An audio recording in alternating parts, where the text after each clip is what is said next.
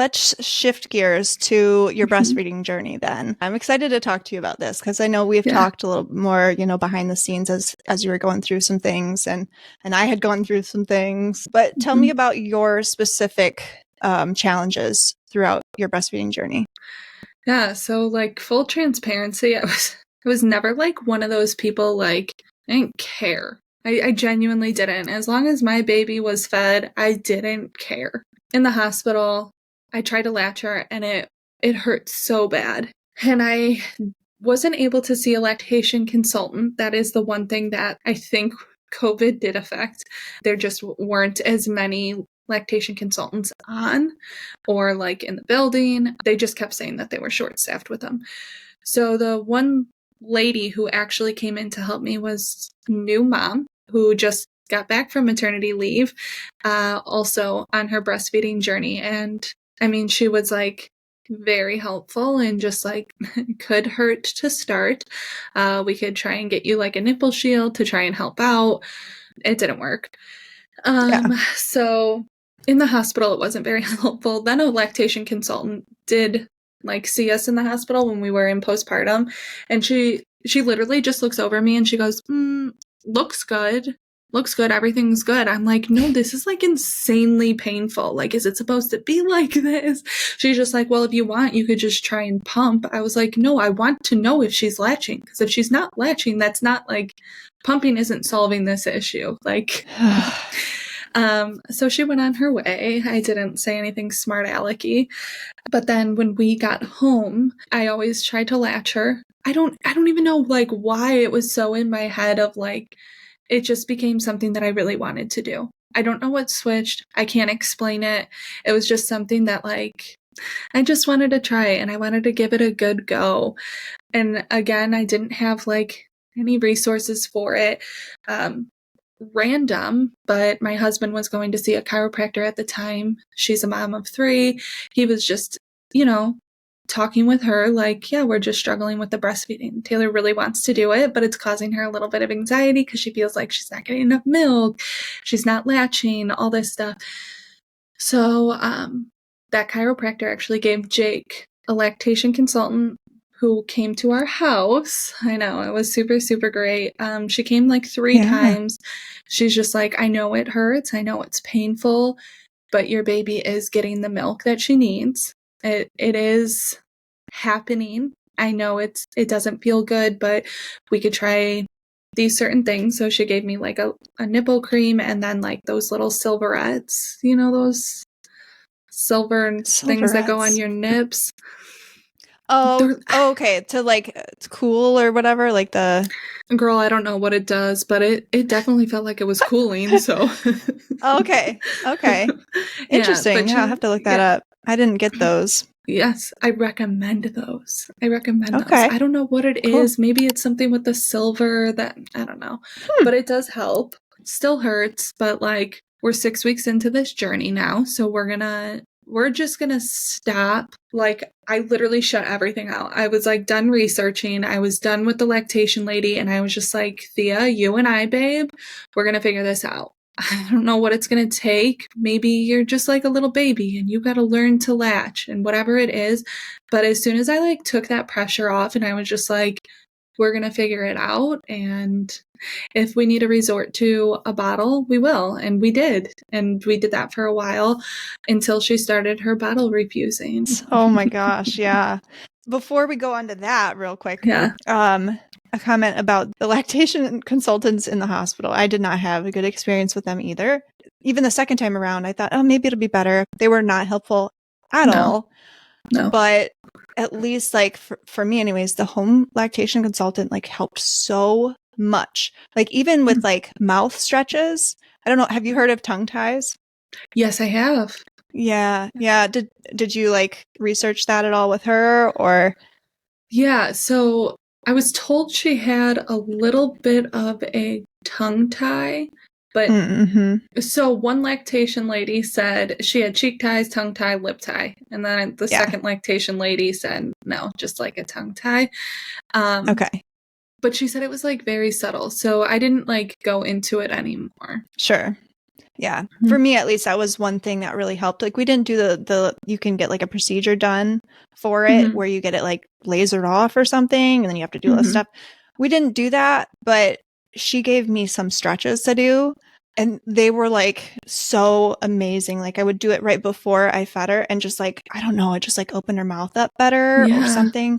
And it really helped. So I was able to continue it, but yeah. And then what you were saying before about the drive to like do it, I was the exact same way. I was like, either way, it's fine. I'll do formula if I need to, but like, it would be nice to breastfeed, but whatever.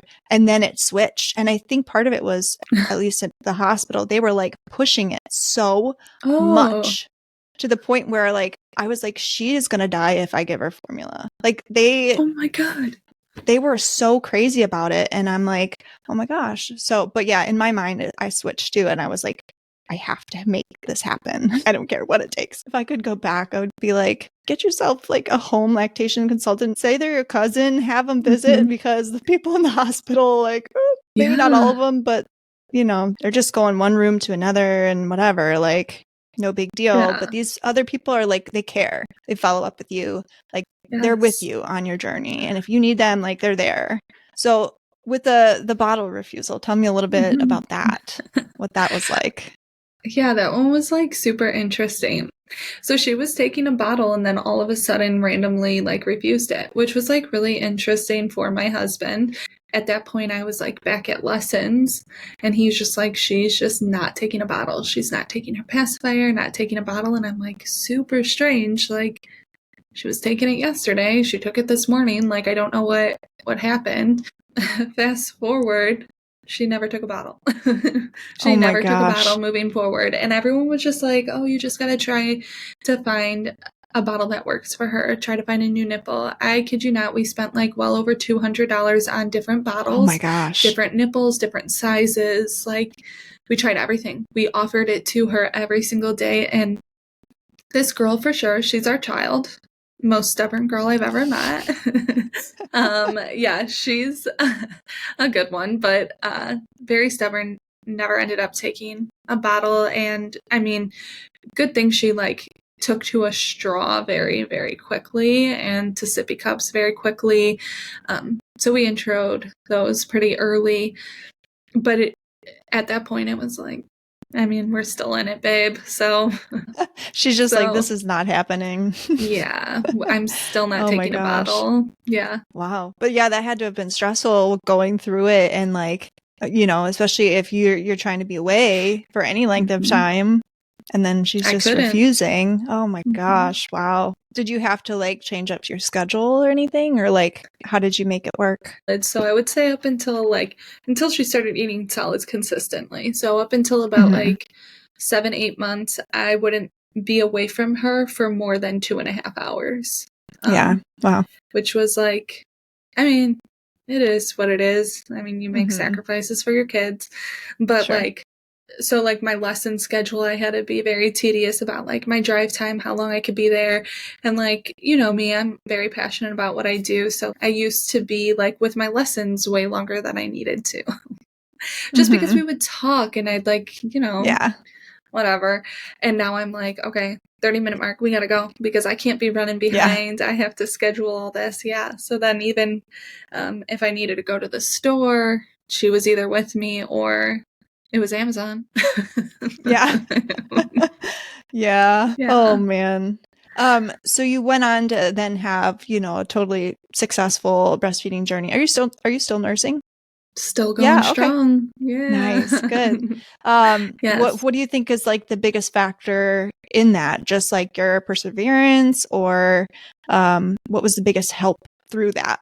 Yeah, I definitely would say it was just like my will of just wanting to do it, and then being like, okay, listen to my body, listen to her, like pay attention more to that connection, and then find a lactation consultant that actually like works for you.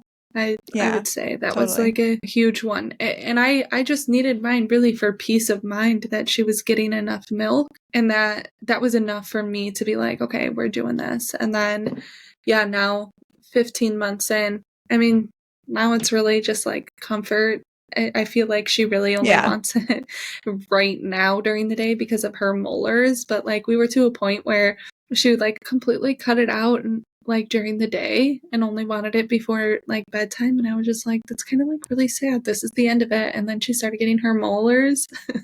And then I was just like, okay, it's not the end of it. And I feel a little bit better now. Yeah. Because I do love it. Right.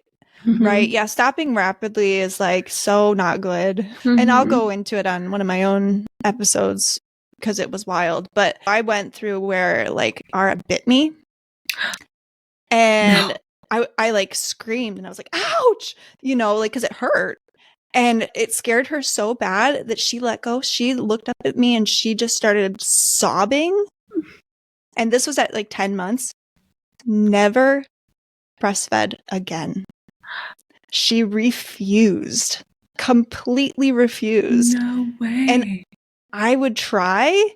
And like, if I even like put it closer, she'd be like she would like do like a little bite. And then she would like look at me and I'm like, don't bite me. And then she would start crying. And then she would just like completely refuse.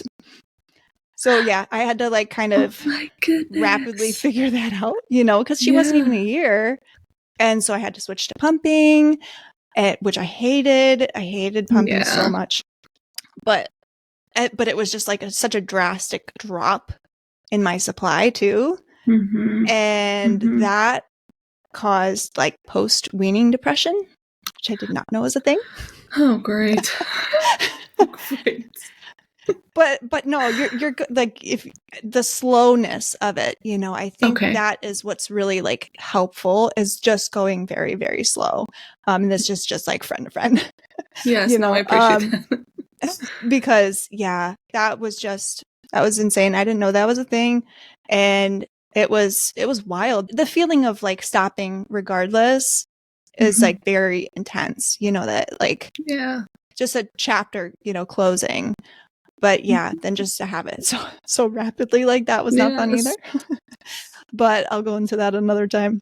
If you could go back to the time before you had the, what advice would you give yourself? Know that fed is best, but like if you do want to continue with breastfeeding, you utilize your resources and then just know that is coming from a place of like will and perseverance of just like figuring it out, you and your baby. And it is a pretty lonely road because your husband can't help you, your partner can't help you.